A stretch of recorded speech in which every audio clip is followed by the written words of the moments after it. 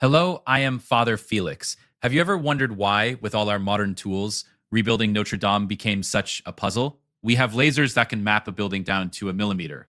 We run computer models that test 1,000 versions of a roof before anyone lays a single stone, and machines lift loads that no team of horses could ever pull. And yet, when the fire swept through that cathedral, the question wasn't just how fast we could fix it. The real question, the one that quietly followed the news coverage for months, was whether we could even match what was already there. Whether we still know how to cut the stone, carve the wood, shape the metal the way it was shaped the first time, that should stop you for a second.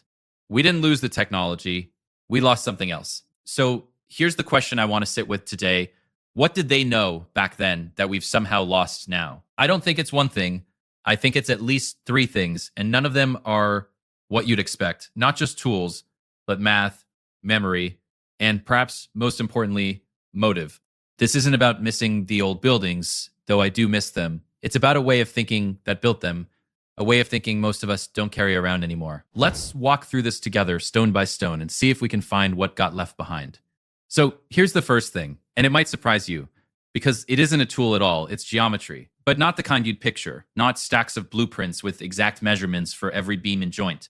Medieval builders mostly didn't work that way. What they carried was a compass, a square, and a small set of ratios passed down through the guild that told them how one measurement generates the next. Think of it this way. If you know the width of the base and you know the ratio, you don't need to calculate the height separately. The proportion gives it to you. Turn a square inside another square and you get the spacing for the next vault. It's what they called ad quadratum, a method documented in the surviving guild records. One square rotated inside another, over and over, until an entire cathedral's height, width, and vault spacing fall out of a single shape repeated at different sizes. That's the part worth sitting with for a moment.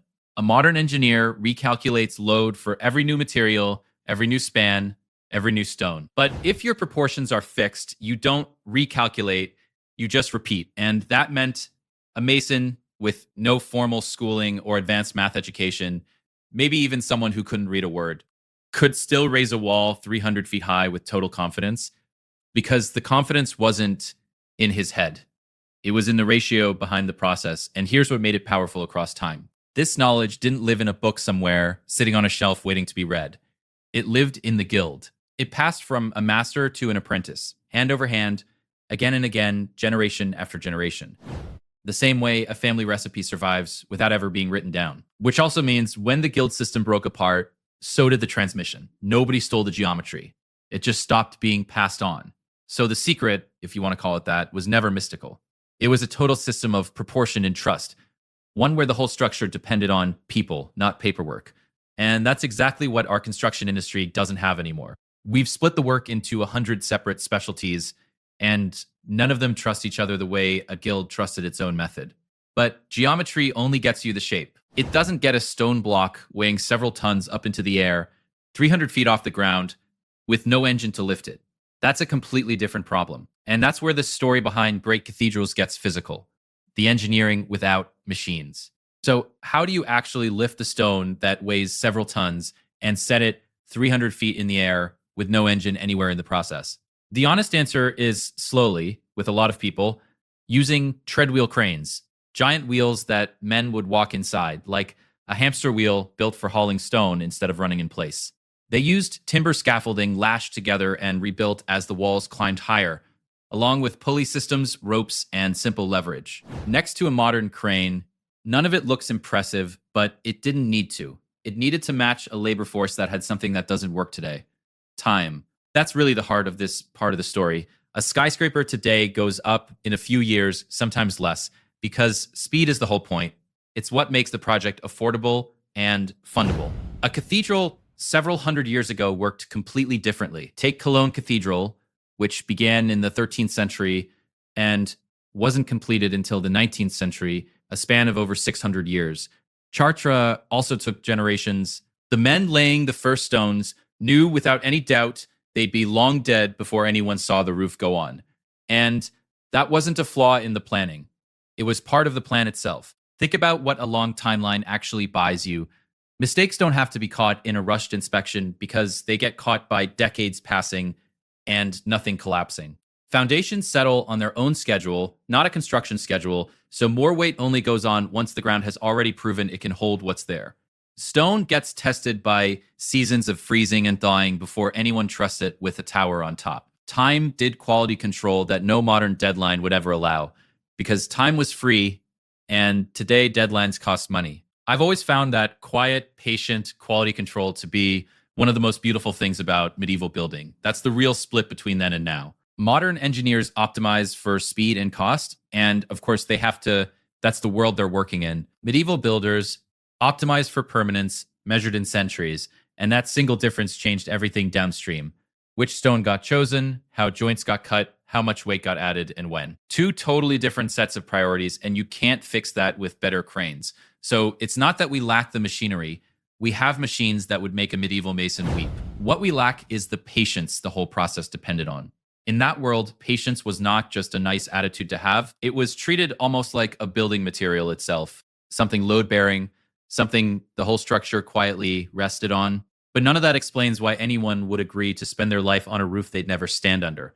Timelines and tools get you the how, but they don't touch the why. And that's where this stops being a story about engineering at all, but more about the motive that modern builders don't have today. Here's the third thing, and it's the one I think matters most: faith. Not as a footnote to the engineering, but as an actual ingredient in it, the thing holding the whole system together across generations that never met each other. Because a cathedral wasn't a construction project the way we use that phrase today. It was an act of worship that happened to take the shape of a building, stretched across centuries instead of contained in a single lifetime. And that changes what a town is willing to put into it. Modern buildings get funded by budgets, boards, quarterly reports, someone somewhere demanding a return. Cathedrals got funded by something closer to devotion. Historians point to this again and again. Whole towns gave labor, guilds gave skill, kings gave money, and so did peasants who had almost nothing to give. Nobody was expecting a return on that. It wasn't a transaction. It was closer to an offering, something you give because it's owed to God, not because you'll get something back. I want you to sit with one image for a moment. A stonemason high up on a facade, 300 feet above the ground, spending 40 years carving detail into stone that almost nobody will ever see up close. He knows he won't live to see the whole thing finished, and he carves it carefully anyway, with the same attention he'd give if crowds were watching. Why would anyone do that? Because the builders believed the cathedral pointed past itself. It wasn't really about the building. The building was pointing toward God. And if that's true, then it doesn't need to be finished in any one lifetime to be worth doing exactly right. The work has meaning whether or not the worker gets to see the ending. That's a completely different relationship to building something than almost anything we build today. And here's what this means, plainly. Modern engineering can absolutely replicate the math. It can even replicate the tools or slow itself down if it really wanted to, but it can't manufacture a motive like that. You can't fund devotion into existence, and you can't put meaning that outlasts the worker on a budget line. That's the piece that actually can't be rebuilt, not because we've lost a formula, but because we've lost the reason people were willing to use it.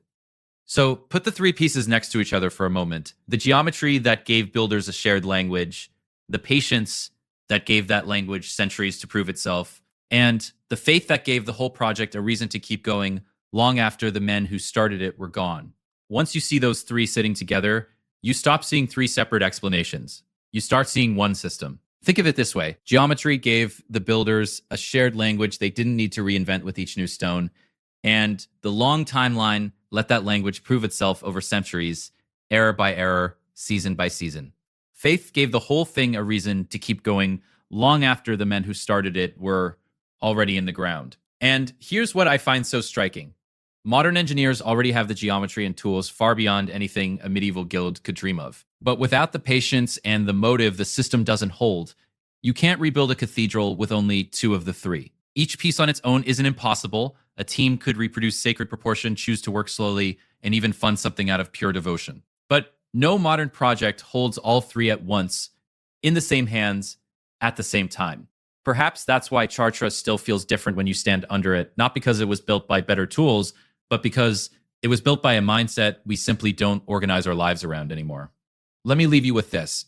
Next time you see a cathedral, in photos or in person, look for the proportion and the repeating shapes in the windows and arches. That's the geometry, still visible, still holding. And if you ever get the chance, Look into the build history of one cathedral, the actual number of generations it took. Feel that timeline for a second, because the real lesson was never about architecture. It's about what we're willing to build slowly and give away without ever seeing the result. I hope you'll carry a little of that patience with you today, not as a rule, just as a companion. Thank you for listening. I am Father Felix. Subscribe for more stories like this, and tell me below, which cathedral would you want to stand inside?